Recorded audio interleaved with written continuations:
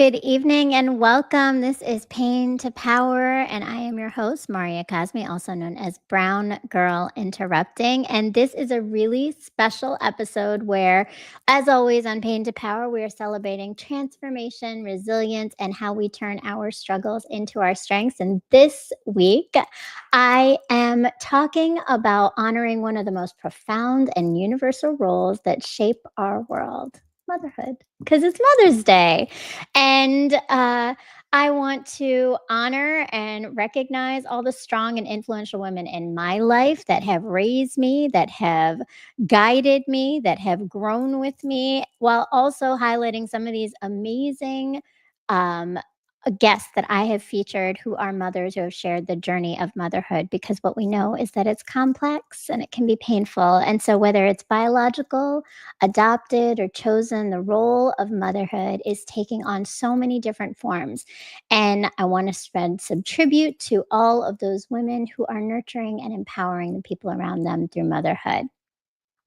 So, with that, I have a quote I want to share with you from Arundhati Roy just about motherhood itself, which is that motherhood is a kind of joy that is faced with guilt. And I've come to realize that being a mother is about creating a space where your child can feel both free and secure. So, like I said, we are highlighting these amazing moms who have had different journeys and different ways of experiencing motherhood. So, sometimes motherhood is sacrifices, but it's also motivation, and it can often be the catalyst for our awareness. So, you're going to be watching three amazing women who shared their stories about motherhood in all those different ways. First is season 5, episode 5, Laura Castillo. She's a tantric alchemy guide, and she's talking about that midlife moment shift where sometimes starts with our understanding and realization of motherhood. So take a moment and take a look at Laura's perspective on what that looks like. Of realizing burnout and your shift and change from being this accomplished, woman who was, a professional, a lawyer, you had a family, you did all these things. What was the shift then to make you realize that your midlife moment was something you needed to understand better? I'll say that I think I'm still learning, right? It's like the moments are like the little moments that turn into these bigger moments. But when I reflect back, I can really see that my son leaving my firstborn son leaving for college, that there was like an invitation from the divine.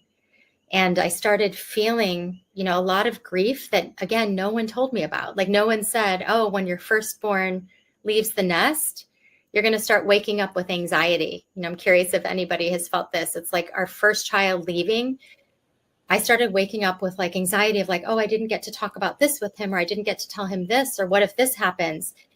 And I would ask other moms, like, have you experienced this? And they're all like, oh yeah, that's normal. And I'm like, I don't think this is necessarily normal, or there's something here, right? There's some invitation to go a little deeper. So I really let the grief start to move. And I also entered a state of like deep reflection on my life, which I think is also a very, very big invitation at this stage, because it's the harvest. So if we look at the cycle of a woman's life, there's the maiden, which is like our younger years when we, first become able to have children, and it's like the growth phase, the spring.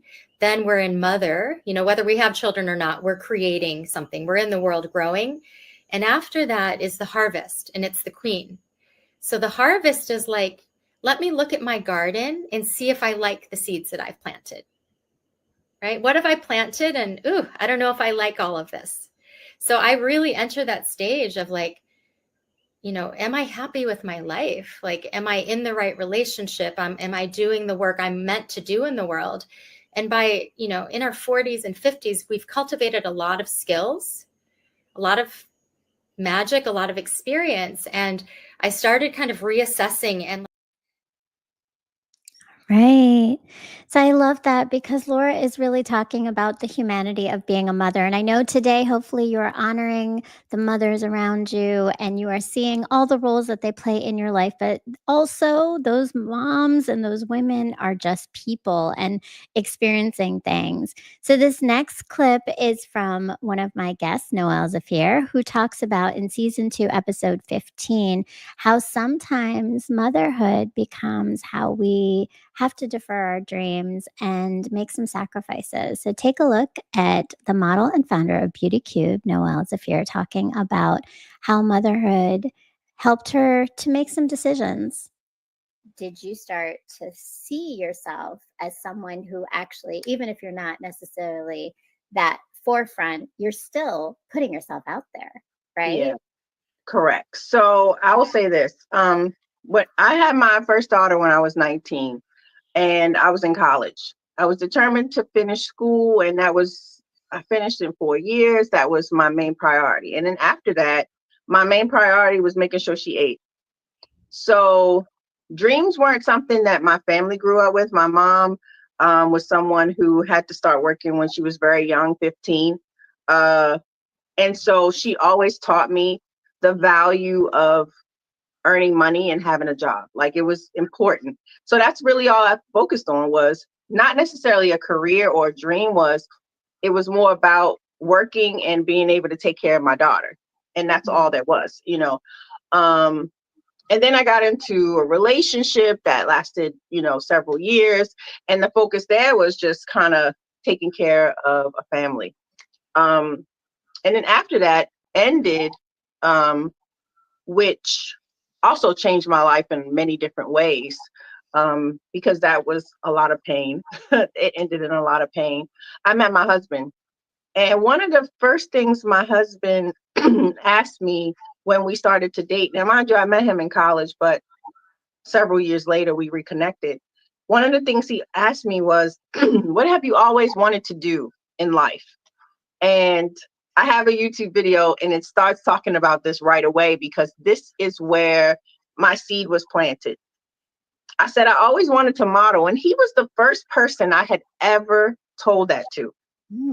He was the first person I had ever said it to.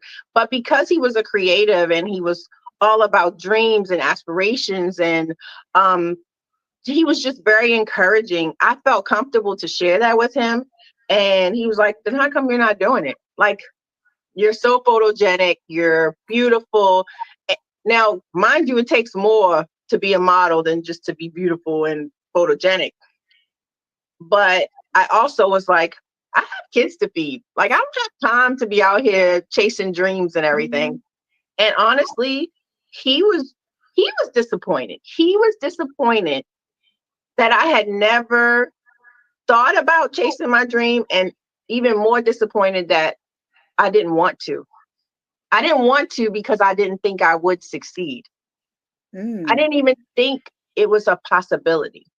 But it also put it in my head, like, how come you haven't tried? Like, what's it going to hurt to try? And when you die, you can say, guess what? I tried to attain that dream and it didn't work out, but I tried. And it took a really long time. It like took years for me to be established. But once he said that and I felt it, like, he's right. Why aren't I doing this? I will honestly say, if he had not encouraged me, I can 100% say that I probably never would have tried. At what point did you? All right. I love that. And I just think, again, thinking back to the fact that um, Noelle realized so much about her own dream, right? But that deference that sometimes we make those decisions of, as moms, like, we're going to put our kids first. And we sometimes then lose ourselves in that process. So much of this journey, so much of Pain to Power is about reclaiming our own narratives of knowing who we are. And so many moms are doing that in so many different ways.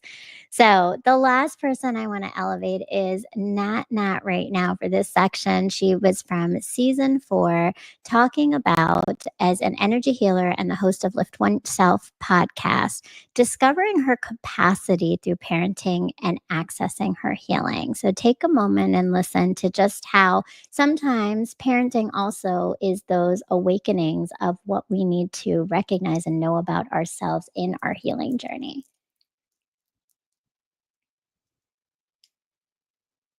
How did you discover your capacity? Like, what are those moments like for you where you have been able to? Feeling those authentic emotions, seeing where it's overwhelming and I don't have a grasp of the present moment right now. There's all kinds of narrations and things going up, and I'm not able to fully access what is the choice I need to make. Where am I presently? What is the responsibility? Like, for instance, in my parenting role, there's sometimes where this little girl inside me is raging and freaking out of, I don't want to be this parent. And I have to calm that inner terrain to be able to show up of, okay, I understand you're going on with this, yet at this present moment, this is what the responsibility is.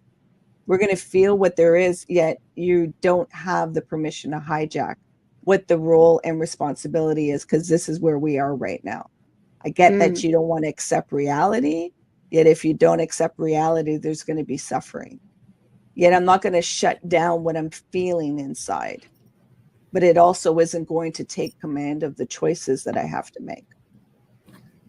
So there's a balance between this existence in reality, right? Like, and I think sometimes the spiritual conversations, and we've talked about this, right, tend to be like, it's like this out of body experience, and it's this utopia of life that you're just walking around all happy go lucky, right? Like everything is great.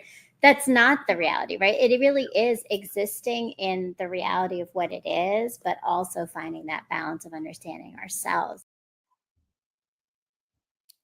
All right. So again, we are talking always about this healing of ourselves. And I love how Nat talks about so honestly, right? How many moments have we had as mothers where the joy is wonderful, but sometimes it's those struggles that we have in those moments of understanding ourselves. And I love it. Noel is in there. Hearts to you too. And happy Mother's Day to you, Noel. I love that you are here and joining us. So I want to talk about some more moms in a moment, but I also want to share with you that in addition to all of this, this journey of motherhood has also been my journey, and I've been writing about it. And there's a piece that I wrote called Family Ties and Maternal Bonds that I'd like to share a little bit with you because it talks about, again, those lessons learned. So the lessons learned, share secrets in life, and ways that mothers engage with their daughters is a dynamic bond that cannot be replicated. In that same way, those wounds, unhealed wounds, show up and they can trigger us in unexpected places and moments in our lives. Many people believe that known and unknown generational traumas and harmful patterns are carried through ancestral lineage.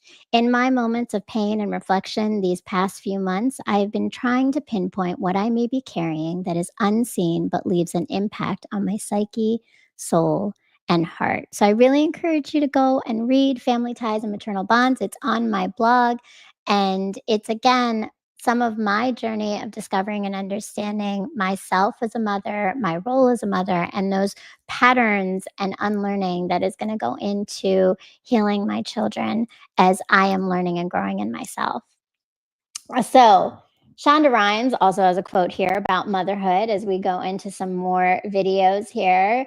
Being a mother is like being a warrior, always fighting to keep your loved ones safe. And yet, no matter how hard you fight, you will always face battles. So, these next clips really highlight how motherhood sometimes leads us to these unexpected paths and they push us to grow into our power. The first guest that you're going to be watching is Shehariah Johnson. She is in season 1, episode 12, and the founder of Silence Kills, speaking on pain she overcame after domestic abuse and a physical assault, and how that led her to embark on her lifelong journey of healing, but also into some lessons in motherhood. So take a moment and watch Shehariah. Things that you have talked about. I would love to know a little bit more just about what you maybe have been surprised about in yourself in this process of this journey of healing from beginning to end? Things that you maybe didn't anticipate or didn't realize and kind of had to lean into this and all the things that you have talked about. Um, I would love to know a little bit more just about what you maybe have been surprised about in yourself in this process of this journey of healing from beginning to end? Things that you maybe didn't anticipate or didn't realize and kind of had to lean into. Okay. Well, for me, I didn't ever think that I would overcome depression. Like that was it. Depression had a chokehold on me for a very long time. Day after day, like I said, I was affected deeply, taking medications, not eating, not sleeping, not interacting with people, just doing my thing, just trying to stay out the way. And something changed when I became pregnant with my son. Like I was dealing with all of these things. And like I said, I still deal with PTSD and anxiety. It's just on it's a different level than what it was before. It had a chokehold on me before, but now I'm able to survive and still be happy and live and on my way to thriving now. But something changed when I became pregnant with my son. I attended this retreat. I was like 3 or 4 months pregnant, and I attended this women's retreat called Then the Sun Rose, hosted by Akila. And on this journey, this lady Pinda, she told me this, and that's what changed. That it blew my mind, and it stayed with me. She said, "You got to have a happy womb for your son. You got to have a happy womb for your son." And that, out of all the things that people were telling me, everything, the prayers and everything, this statement right here is what changed. And it probably was a culmination of the whole retreat, because like it was a very spiritual retreat. So like we could only eat vegan food, like we couldn't drink alcohol. Like it was a lot of stipulations for being on this retreat. And it was on the beachfront. We did a lot of yoga. We had a lot of deep talks. Like it was a lot of healing and forgiveness that was going on in that circle. And I just remember her quote to this day. And I was like, yeah, I gotta have a happy womb. And I have a psychology background. My major is in psychology. It's like everything that I'm feeling, my son will also feel. So I gotta change it up. Like I don't want to bring him into the cycle of depression and sadness and anger and all of this stuff. Like, no, I have to do better inside of me so he can come out better. I'm like, I want him to come out thriving, beautiful, and he's everything that I wished he would be. My son is awesome. He's like the happiest baby you could ever meet. How old is he? He's 2 now. He'll be 3 in September. This and all the things that you have talked about. Wow, I love that. It's really that, like pregnancy, motherhood doesn't just start when the baby is born. It starts, right, for some of us in pregnancy, and how it can propel your life and change it is so powerful. I love how Shehariah talked about the happy womb, right, and how powerful that is. Thank you. C Dot is in the building. Happy Mother's Day. Happy Mother's Day to you, C Dot. I love how our Renters fam and so many folks are in here. Happy Mother's Day from Boots to Heel podcast. I love it. Miko, who's going to be up here in just a few moments. Miko and Nikki on Boots to Heels podcast. I love that. So next, I want to share with you the story of Amrita Sareen. Now, Amrita is an amazing woman whom I've had a really great, an opportunity to learn from her. And hers is, again, one of those challenges where, again, motherhood propelled her to learn and understand so much more about herself. But sometimes for many of us, it tells you the capacity of what you can be and who you are capable of being, even without you being prepared or knowing that you ever could. So, Amrita talks about how parenting can have some really unexpected challenges with health concerns. And I want you to take a moment and just listen and see what she talks about in this clip from season 1, episode 15.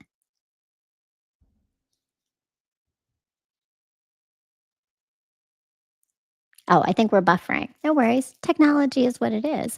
So as we're talking about that and we're taking a moment, I want to give you another piece that I wrote called Rising Suns. It's going to be also it's also talking about, I know I talked about in the last one about my daughter, but my relationship with my son. So depending on whom your children are and who you are growing into and the stages in which we are mothering. Sometimes those things are very different in who we show up as. And one of the things I've learned a lot of in my motherhood journey is that every single one of my children needs something different from me. But particularly my boys needed to learn how to become men from me, which was a really big ask. So if any of you here are parents, or particularly you're women mothering boys and you're raising men, it's hard.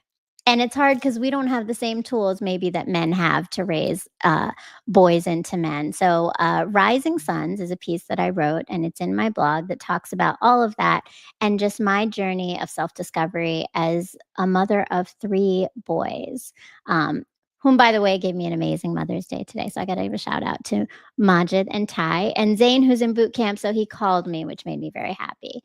But I know that we're waiting for Amrita to buffer. And while we are, I'm going to introduce you. We're going to watch another one. Oh, we're ready. We're ready. So watch Amrita, who talks about her challenges when she found out about her 3rd pregnancy. And motherhood.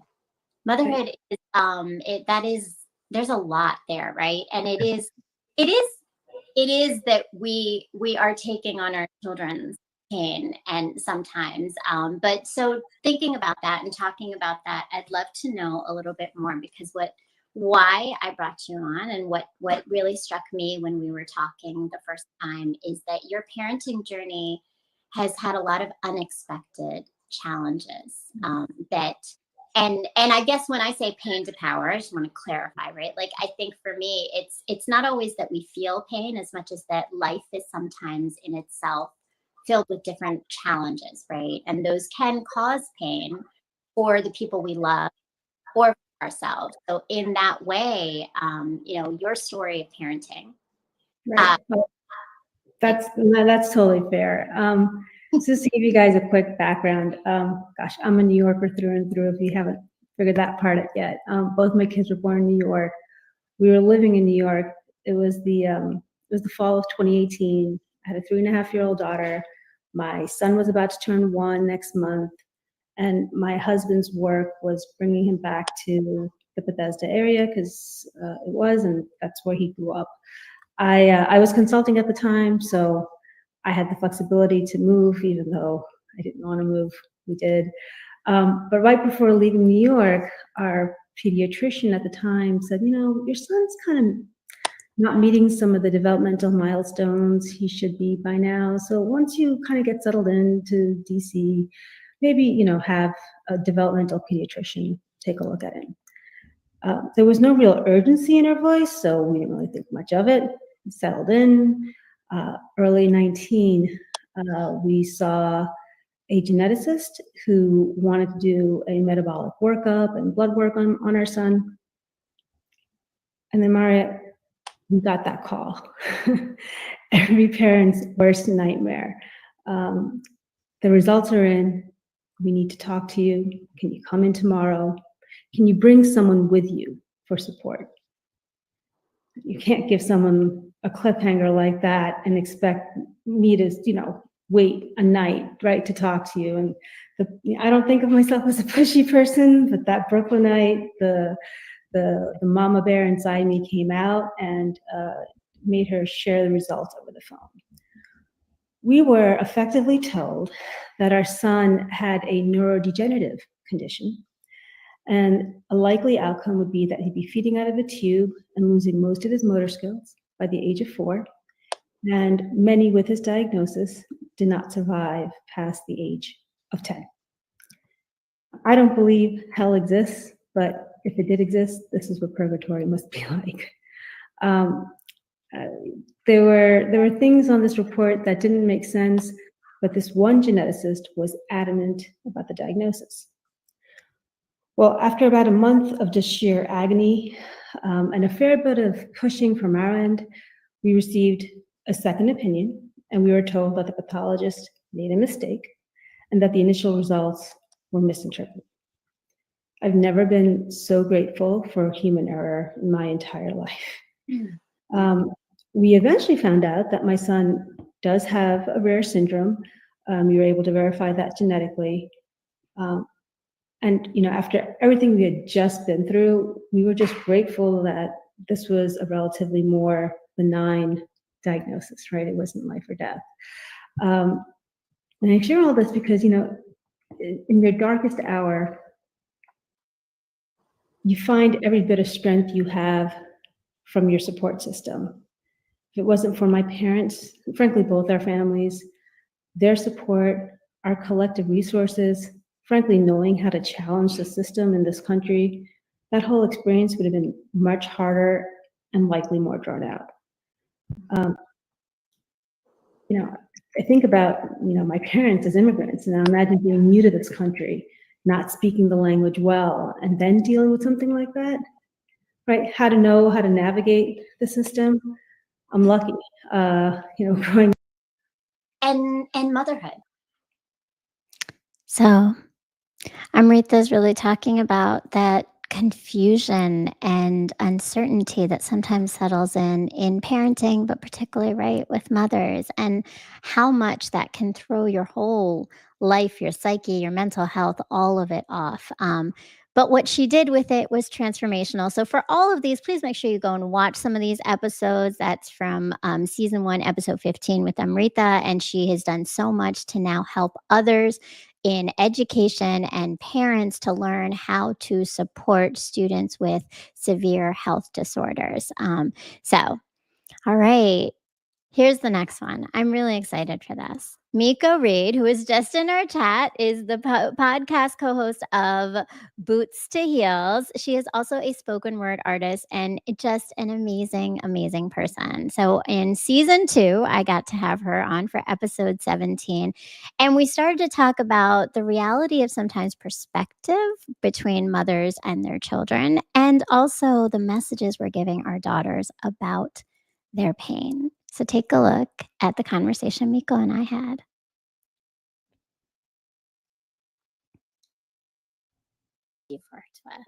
Okay. I'm like, am I going to say? Okay.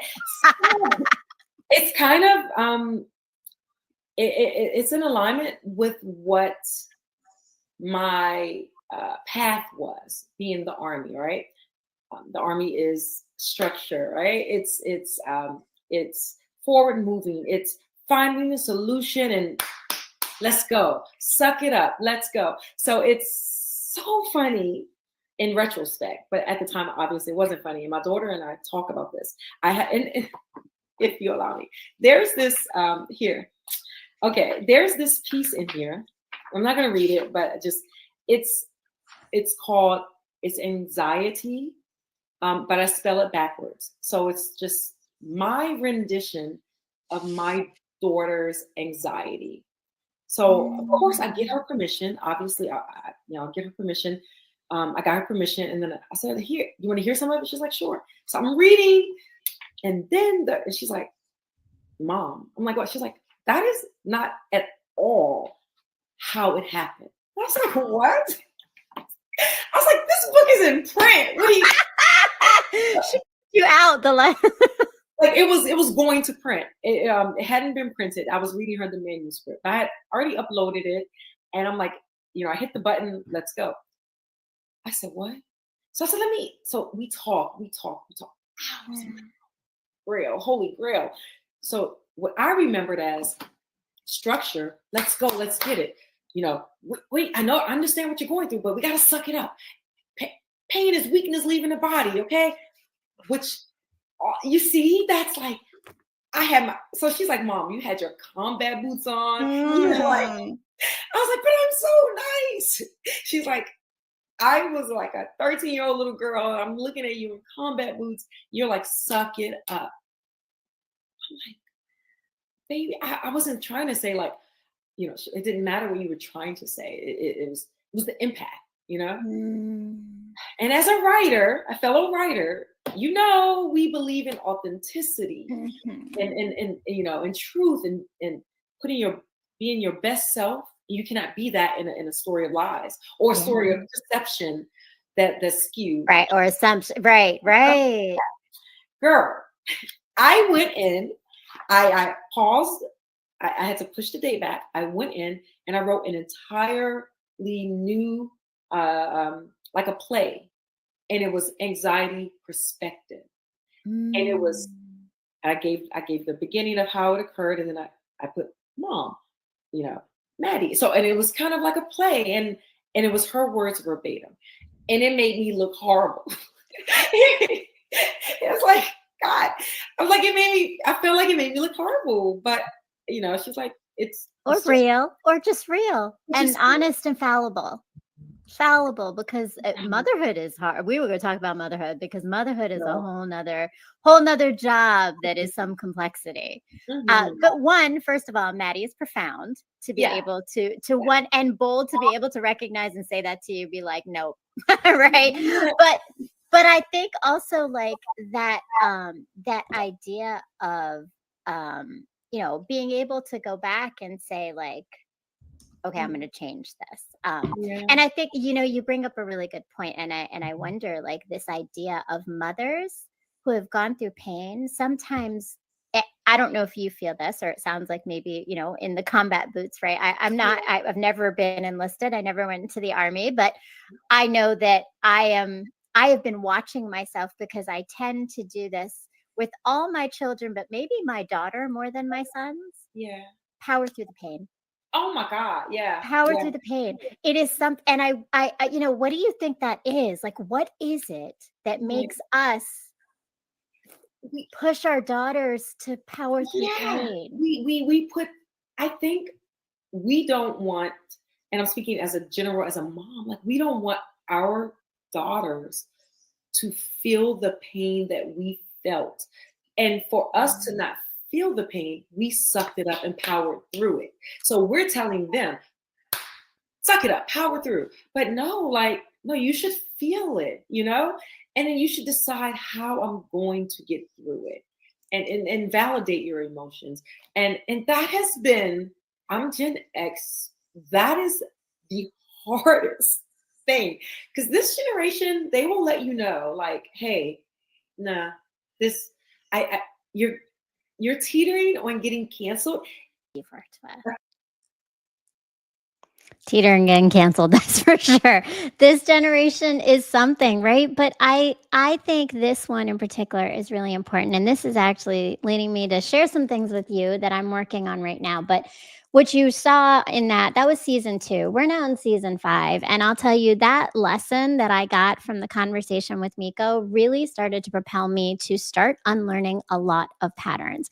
And that's been the journey I've been doing since I separated from my ex-husband 8 years ago. And I've been uncovering these patterns that I need to overcome as a mother, but also just as a human and a person and in relationships in all the different ways. And I've learned how to come home to myself and heal, not just for me, but for my children, and to help them to get the tools.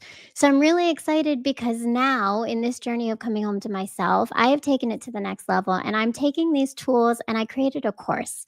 It's a 5-week course called Empowerment Unlocked. And the goal of it is that you get those same tools, you get those same patterns unlearned, and unlocking them inside of you to be able to start to find your own personal journey, to find your authentic self, to build your resilience, and to grow. So you're going to watch a quick commercial here, but please make sure that you sign up for this journey with me in Empowerment Unlocked and share it with others, because when we start to unlearn our patterns, that's when we reframe our stories and our beliefs and truly change our lives to be more peaceful and more joyful. Are you feeling lost in life, in yourself? You're not alone. Empowerment Unlocked will help you discover who you truly are. Start your journey today. Link in bio. So I can't wait to see you. It starts May 22nd, and you can sign up with the link in my bio in Instagram and on TikTok and on Facebook. Oh, thank you so much. Jose is in the chat, and happy belated birthday. We just celebrated Jose's 50th birthday, one of my good friends from back in high school days. Thank you for the Mother's Day wishes. And boots to heels. There we go, Miko. Yes, Miko, hearts and love. That was an amazing conversation. I still think about all the lessons I took away from that one episode we had together. So I want to share another quote with you. And we're talking about, this one is from Celia Cruz. And Celia Cruz says, motherhood is not a sacrifice. It's a gift that you give with your heart and soul. It's a beautiful responsibility to raise the next generation of dreamers. So I know there's been a lot of You just went out. You just went out. Fix the wire. Probably was the wire when you touched it. Oh, that's what it is. There you go. There you go. There you go. There you go. Okay. All right. Y'all see I got a new mic, and apparently it is super sensitive, kind of like some people in my life these days. And so I should not touch it. Okay. I'm not going to touch it. My hands are here. But okay. This quote and this idea of motherhood. I know we've been talking about the pain of motherhood, and yes, that's part of it. There's a pain, there's a journey, but there's the power and there's the lasting impact that all of that has on the people that we're impacting. The most important ones are kids. And of course, the people around us in that process too. So for these next guests that you're going to see, they're talking truly about what are some of those lasting impacts they've given to their children and how that's helped them grow. So the first one is Monica Krishnan, and she is the author of Finding Pockets of Sunshine, from giving us the tools in order to really address and heal from grief and loss. So she talks about watching her own children's evolution in her healing. Take a moment and listen. I have a daughter who's 8, right? And I know that there's something sometimes when a girl watches her mother in her own evolution of understanding herself, there's something that happens to the girls, I believe, right? What have you seen has evolved and happened to who your daughters have become because of the journey you've been on? I think it's beautiful because in our home, we normalize mental health. We talk about feelings. We talk about tools that you can use. You know, they see me meditating every day. Journaling. I'm a huge advocate for journaling, finding a safe space. Not everyone is going to be a safe space for you. So finding that trusted safe space to channel your emotions, and just asking for that help. They've also seen me on my not so good days in the earlier days, like they've seen me crying. And I let them cry it out. Let's not push you to stop those tears. Release those emotions. And that's what crying is. So I think, for me, it's such a heartwarming feeling that knowing that when the girls, need help, they can ask for help.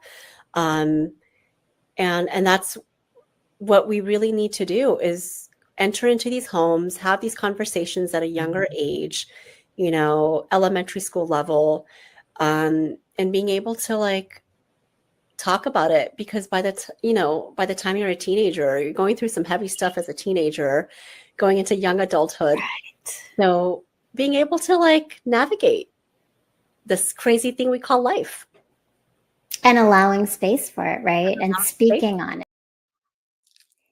Again, the power of when we heal as women, then our children are healing too around us. And I love how Monica talks about her daughters and what they've learned and gained from watching her so authentically and openly feel the emotions. And thank you. Miko says, yes, you are one amazing mama. Oh, thank you so much, Miko. And to you as well, and to all my mamas on the show and all the mamas out there and the mothers who are doing it in so many different ways and sharing that role, whether or not that's biological or not.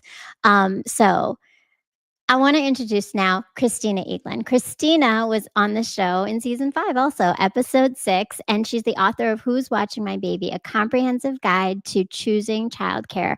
But Christina talks about having grown women as her daughters and what they've learned from watching her. So I think about this one, and before we put it up there, I'm thinking about like today I actually posted something on TikTok because I've been seeing a lot of messages of single mothers who are feeling very sad, particularly on Mother's Day, feeling that they don't have anyone who's going to acknowledge the work that they do and the effort that they make because they are single and they are alone with their children. And I think about the idea that it's planting seeds.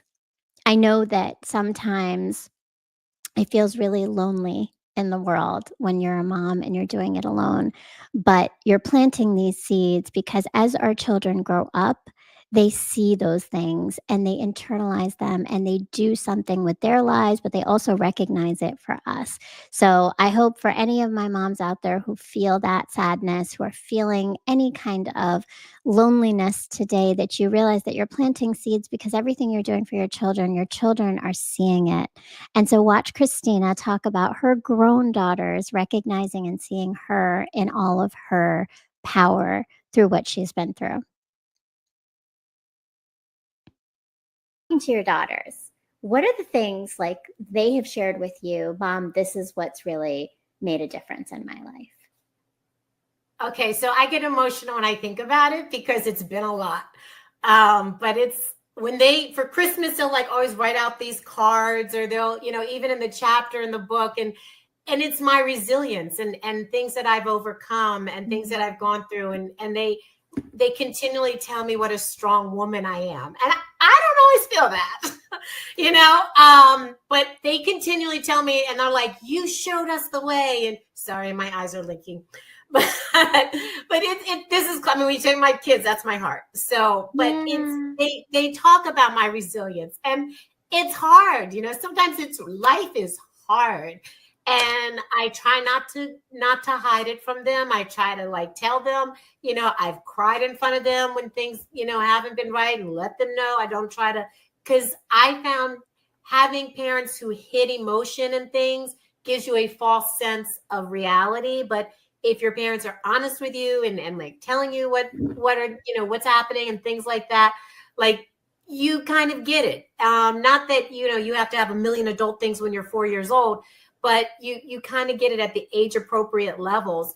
And I guess, they just tell me how strong I am, how proud they are of me. They know their dad. They know what I've had to endure with their dad. They know how difficult it's been. And that, in the great words of Maya Angelou, and still I rise. And it's not always easy to rise, but that's what they say. That's such an important thing, though, and that they are seeing that in you. And I imagine that inspires them to be that too, which they're amazing in their own rights. They are amazing women in their own rights, and they're killing it in the business world. Well, and it sounds like you've given them that foundation, right? Like they've watched you. They've watched you as an amazing woman, killing it, doing all the things, and with a smile, because resilience, right? Like resilience takes a lot. It does. And resilience with a smile takes even more sometimes, right? It really does. And I admire that about you. I see it in. Love Christina, love her energy, and always smiling. Yes, right? Like, and they know it. They see it. And I love that. So next I've got Tonya Coleman, who is a partypreneur. She was on season 3, episode 4. And she's talking, I got 2 clips of her because she gives us this whole story of the full circle of life when it comes to motherhood sometimes. So you're going to watch this first clip, and she's talking a little bit about just being a Gigi newly, because she came on the show and she had just visited her granddaughter, Phoenix. So take a moment and take a look. Right, like this next stage of motherhood as a Gigi, right? Yes, it is definitely different. Yeah, it hits different. It's just I can't really describe it, but for those who are grandmas, oh my God, did I say grandma? who are GGs, grandmas, whatever the new term is, we'll put a good term on it these days. But you still a grandma, right? You could put a term on it, but you're a grandma. Like, it's the truth, but that's it, right? A beautiful thing and a beautiful thing. It's a gorgeous thing, and I'm embracing it for real. So loving it. Loving to see my son, step up and be a dad. Like that really got me, just seeing him hold her and just going through the motions and unapologetically being her dad in every way. Like I was sitting there like, okay, somebody raised you real good. Okay. All right. Pat on the back. Give me my roses. Yes, all of that, right? Because I think that's just it, right? Like it's like this beauty, like you have been in a journey of motherhood, and this is a simple moment to get here to watch and see your son become a father. Yes. And I mean, and honestly, this is part of why you're here today, is because I know your story of what you've been through along the way.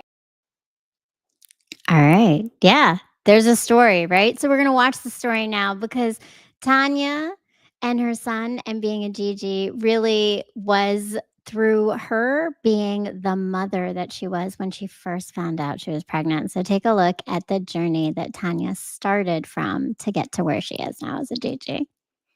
Thing. So I started doing party flyers for a lot of the promoters and people on campus that were doing parties and things. And at the time, my boyfriend was a DJ, so he had a lot of ins with all the promoters and started doing all the party flyers.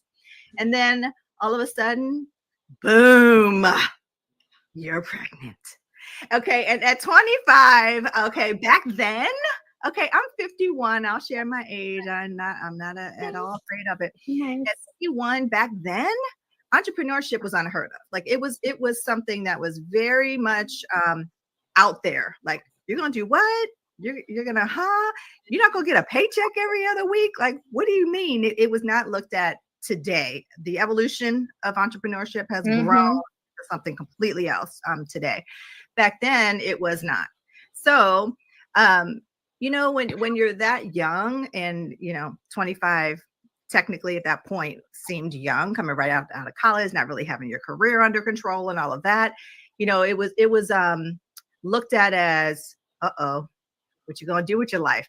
You gotta raise this baby. All the things. And so I was like, well, one thing is not going to happen is I'm not going to just curl up and just let all my dreams and all my aspirations and all the things that I want to do with my own life just get swept under the rug because now I have to be somebody's mother, right?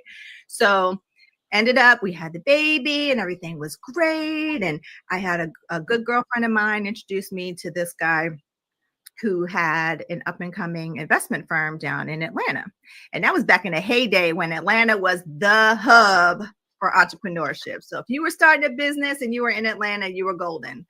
So I was like, okay, well, let me invest in your graphic design company. Come on down to Atlanta. I'll set you up in an office space. And I have lots of connections in Atlanta. I'll get you all the clientele that we need. And so he would be a silent investor in my business. So, I'm young and, I didn't know what contracts were back then. I'm thinking like, oh, yeah, okay, this has sounded really good. So, girl, get down there. Had a big old party here in Baltimore. All my friends and my family sent me off, into this nice little cushy life I was going to have, this creative, thing with my own business and the whole thing. Get down there and literally had got put on myself in a U-Haul with my baby, by the way. Remember, he's still an infant. And went down to Atlanta and pulled into the parking lot of a gorgeous apartment complex that I had just paid first month's rent only and my deposit on, and pulled in and got all my stuff, and we're getting it settled into the apartment. And so I'm reaching out to the guy, texting him, letting him know I'm here, everything's good. Crickets. No response. Okay. And so I'm thinking like, okay, well, maybe he's busy, whatever, so a couple of days I'm texting and, calling and nothing for 3 days.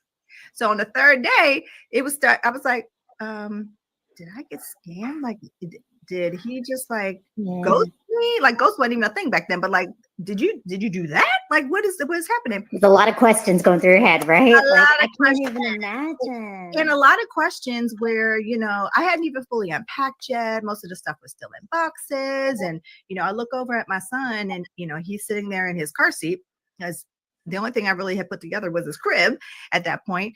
And I just looked over at him and I'm like, oh my God, what's getting ready to happen in 30 days? Because literally I had paid rent for 30 days.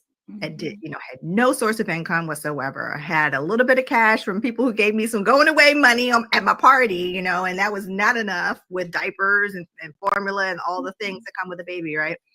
So push comes. So long story short, never heard from this man ever since then, never.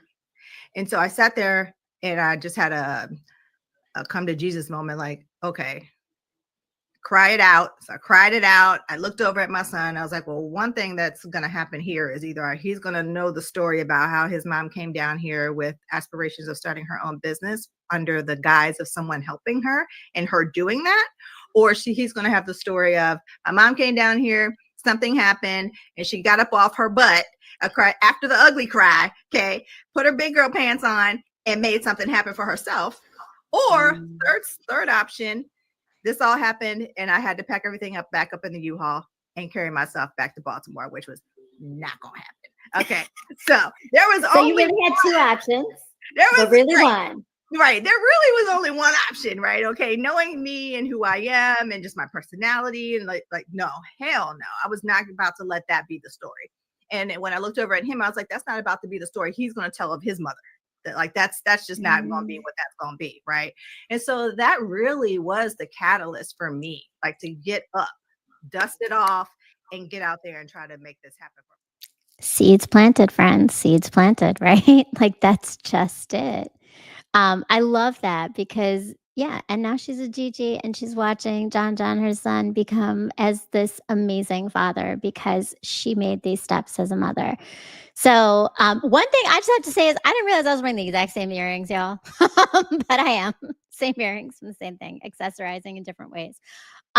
So I think this last clip, right? When we talk about this journey of empowering ourselves, for many of these women, what you'll see is that they had these moments that propelled them to start and look for something new. And sometimes starting and looking for something new is, yes, the start of something beautiful, but it's also the start of more complexities and more challenges. And so Miko and I had a real conversation about that in, again, season 2, episode 17, where we talk about this idea and rhythm and balance and how do we show up for ourselves and show up as mothers. Because as you probably think about, even as a mother yourself, possibly now, or if you're watching and you've got your own mother you're thinking about, or the women in your lives, it's a lot. How do we find the balance? What does that look like? Take a look at the conversation Miko and I had all about this as we close out with our final clip.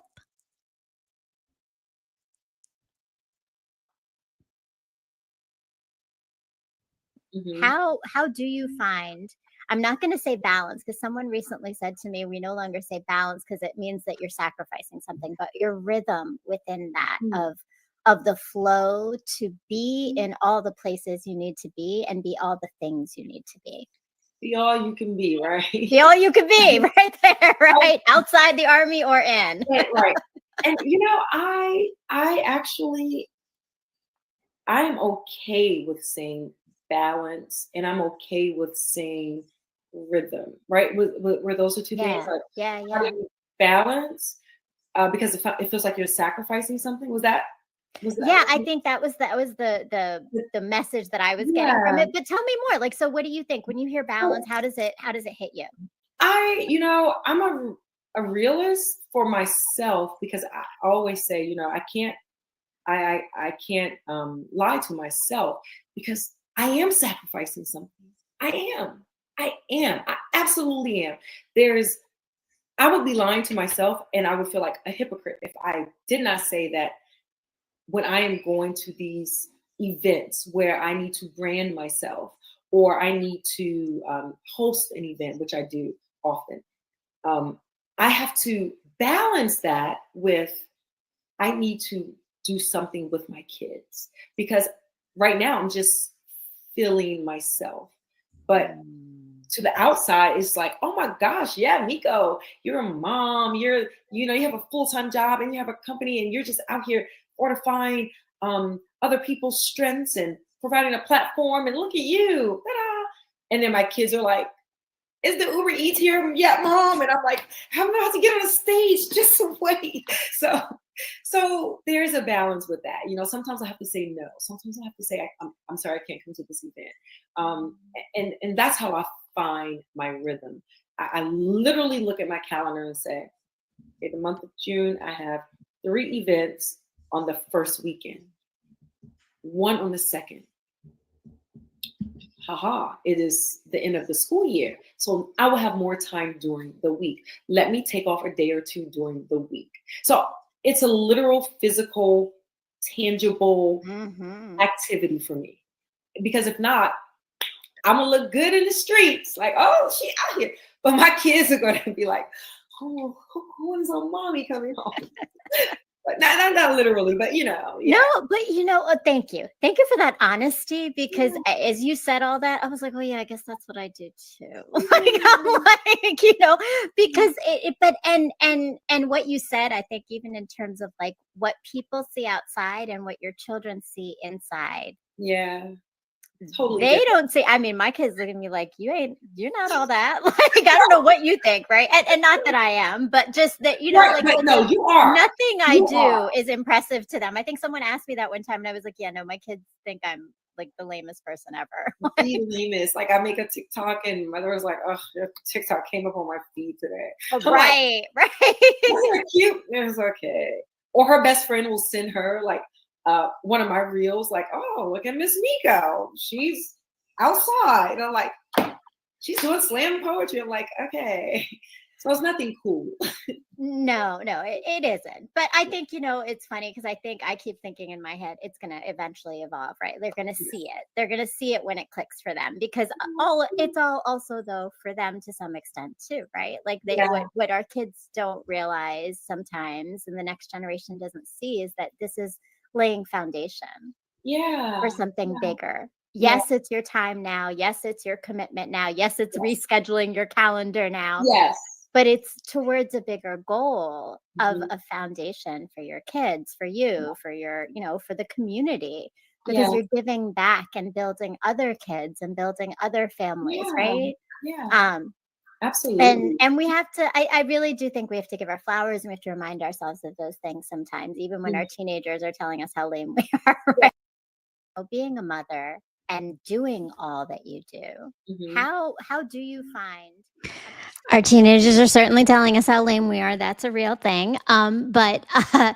But right, that's it. Thank you, Buste All. Miko said, yes, you're one amazing mama. Thank you so much. And thank you for the conversations to all the women. I mean, I learned so much from every single episode that I'm ever on and every conversation I have with my guests. And motherhood is something that has been my journey. And so I think thinking about what Miko said in terms of, right, this idea of like this evolution that's going to start happening. I got another post for you and I put my blog down there because go and check it out. I have been writing. I've been writing about parenting. I've been writing about healing. I've been writing about relationships. I have been writing and writing and writing because this is my journey, but it's also the way that I believe I can help others on theirs. So go check out my blog. Make sure that you like, you comment, you share. Share your comments. That's really important. I read those. I comment on them. I respond back. I want to know what's resonating with you. So I've got another piece to read for you because this is all about just exactly this journey of motherhood. I wrote this in reflection of Mother's Day in 2024, 1 year ago. It's called Time is a Transformational Tool because, ladies and gentlemen, time is a transformational tool. Recently, I had the opportunity to be on a podcast called Not Just A, hosted by one of my former guests, Dr. Trudy Ann Frazier. I was sharing my journey as Brown Girl Interrupting and all the things I've created and do. As we started talking, she asked me how time has been a transformational tool in my life. In the interview, I reflected on past moments of my evolution and healing. Then Mother's Day came, and the idea she brought came back to the forefront. I thought about this idea of time and Sunday as I celebrated my 24th Mother's Day with my 4 children, 3 grown boys who are 23, 21, and 18, and my baby girl who is 7. My children made it very special, and I enjoyed the whole weekend. A year ago, the landscape of this day was starkly different. Time has been a transformational tool in the relationship with my children. Where we are standing today is nothing like where we were a year ago. And a day like this past Sunday is proof of how time can transform circumstances and heal us. And that's the truth of motherhood. Time Time heals us, time grows us, time and effort and community continues to bring us to where we need to learn and grow and build our resilience and become more connected with one another. So today we really had some great and awesome conversations, and I appreciate you being here to experience some of these highlights that I shared with you. And I want to close out today to again just thanking all the moms out there in all the ways. You've heard some really powerful stories from my guests about their challenges and the tools and the reflections that they have about motherhood. And I'm hoping that you've taken something away from these unique struggles to the lessons learned and just thinking about motherhood, thinking about the mothers in your life. I got to give a shout out, of course, to my own mother, my aunts, my sisters, my friends, and all the mothers who have continued to guide, to lead, and to inspire me to grow and heal. Please make sure that you tune in every Sunday for more episodes of Pain to Power with me, Maria, and at 8 o'clock p.m. on this show, Brown Girl Interrupting. Thank you to all of you who tuned in. Thank you for this reminder. Love this entire recap. Well, Miko, I'm so glad that you joined in. Please make sure that you share it. If you haven't done it yet, like this episode, hit that little thumbs up, like it. And leave a comment about what resonated with you. Which of the moms on here gave you some inspiration about motherhood or a reminder or just a tool to take away and think about for yourself, because that is what we are doing, growing and healing in community. Thank you to my amazing producer, Jaw Logic, Mr. M. He shows up. Look, I always have visions and ideas, and he shows up and he makes it all happen, and I'm so grateful for him. And to my community of everyone.